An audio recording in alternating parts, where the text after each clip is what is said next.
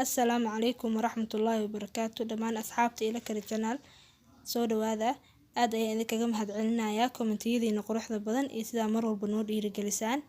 Maanta waxaan inii wadnaa cabitaankan aadka u macaan si fudud loo sameeyay jirkana caafimaad u leh. Daawasho wacan sida u sameynay iyo waxaan ka sameynay.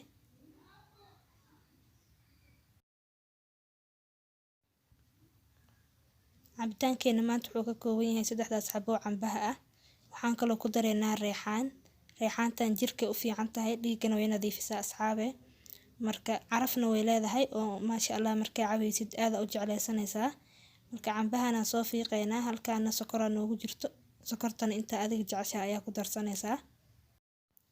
Cambihi waa soo fiiqnaa asxaabe. Halkaan ayaa ku soo diyaarsanay haddana waa soo shiideynaa. biyo inta qiyaas ah ku dareysaa sokortana sida adiga jeceshahay waaye. Qofkii sokor jecel sokor badan ayuu ku darsan karaa. Hadda waa kana asxaabi cabitaanka waa shiidanaynaa. Aad ayaa u shiidaysaa si hadhowti uusan miiris badan kaaga baahanin. Ugu yaraan adiga 10 daqiiqo 13 daqiiqo ayaan shiidaynaa. Waa ka cabitaanka haddana waa ka daminaynaa asxaabta waana soo miiraynaa waa isku soo noqonaynaa. Waa kana asxaabi cabitaanka waa soo miirnay waa soo hagaajinay maasha Allah galaasyan ku soo shubanay.